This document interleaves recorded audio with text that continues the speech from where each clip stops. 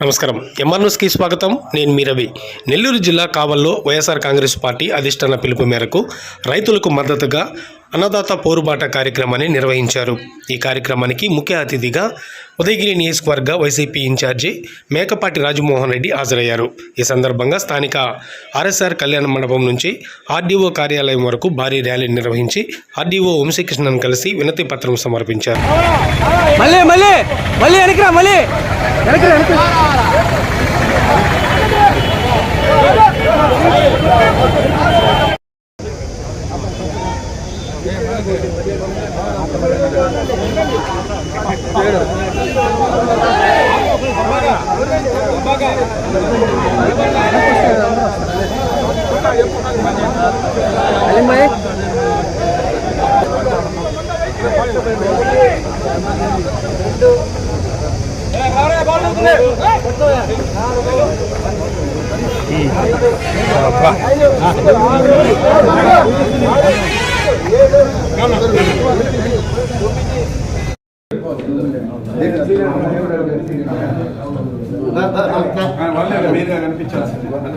విషయం చెప్పండి సార్.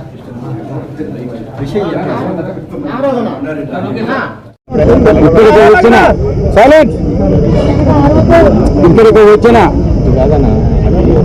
రైతు సోదరులకి, ప్రింట్ అండ్ మీడియా ప్రతినిధులకి, ప్రతి ఒక్కరికి పేరు పేరున ధన్యవాదాలు. ఈ కూటమి గవర్నమెంట్ వచ్చిన తర్వాత ఇటువంటి ధర్నాలు స్టార్ట్ చేయటము 3వ నెల నుంచే జరగటం ప్రారంభమైంది. గవర్నమెంట్ వచ్చిన 3 నెలలకే ఇటువంటి ధర్నాలు చేయటం అనేది దౌర్భాగ్యమైన విషయం. అయితే 4 సార్లు ముఖ్యమంత్రి అయిన చంద్రబాబు నాయుడు గారు సూపర్ 6, సూపర్ 7 అని చెప్పటం, చెప్పినవి ఏది కూడా పాటించకుండా పోవటం, చేయటం అనేది చాలా దారుణమైన విషయం. చంద్రబాబు నాయుడు గారు ఒకటే ఆలోచించాడు, ప్రజల్ని ఏ విధంగా అయినా మోసం చేయొచ్చు అనేది ఆయన మైండ్లో ఉన్నది. ఆ పద్ధతిలోనే 14, 19 మధ్య అట్నే చెప్పాడు. రుణమాఫీ అని చెప్పేసి ప్రజల్ని, రైతుల్ని మాత్రం చాలా ముంచడం జరిగింది. అదే పద్ధతిలో ఇప్పుడు కూడా ఆయన చెప్పిన పథకాలన్నిటికీ రైతులకి ఈరోజు నరకం చూస్తున్నారు. యూరియా బస్తా దొరక్క క్యూలో నిలబడి రోజులు పొడిగించడం, క్యూలో నిలబడి వెయిట్ చేస్తున్నా కూడా ఒక బస్తా దొరికే పరిస్థితి ఏమాత్రం కనిపించడం. ఈరోజు చంద్రబాబు నాయుడు గారు ఆయన చెప్పిన పథకాలు దేవుడుగా 99 పైసలకు ఎకరా భూమిని ఇవ్వటం జరుగుతుంది. 99 పైసలకు పెద్ద కోటీసులకి, పెద్ద ఇండస్ట్రియలిస్టులకి 99 పైసలకి ఇవ్వాల్సినంత అవసరం ఏముంది? వాళ్ళకి డబ్బులు లేకపోతే ఇండస్ట్రీ ఏ విధంగా పెడతారు? అటువంటి వాళ్ళకి ఎకరాలు 100 కోట్ల రూపాయలు చేసే భూమిని ఒక్కొక్కరికి దారాదత్తం చేస్తూ, దివ్యాంగులకి పెన్షన్లు కట్ చేసి ఆయన ఇప్పటి వరకు ఇచ్చిన సైట్లు అవి కానీ అమ్మితే 5 సంవత్సరాలు ఈ పథకాలకి అన్నిటికీ సరిపడమైన ఇస్తున్నారు.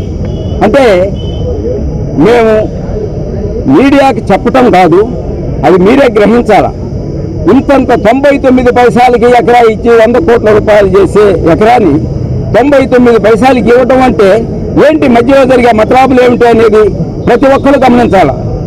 అదే కాదు, నేను ఆలోచించింది ఏంటంటే, ఇది ఈ 99 పైసలకి ఇచ్చి ప్రజల్ని మోసం చేస్తూ ఇది ఒక రెవల్యూషన్ ఖచ్చితంగా తీసుకురావాలనేది నా ఉద్దేశం. అదేవిధంగా గిట్టుబాటు ధరలు కానీ ఏది కూడా రైతులు మరీ అన్యాయం అయిపోతున్నారు. ఏ పంటకి నేను గడపకు తిరిగే టైంలో నేను రైతులను గమనించాను. ప్రతి పంటకి పొగాకు కానీ, మిర్చి కానీ, వరి కానీ ప్రతి ఒక్కదానికి వాళ్ళు అనుకున్న రేట్ల కంటే మంచి రేట్లు ఇచ్చి అందరూ సంతోషంగా కనిపించారు.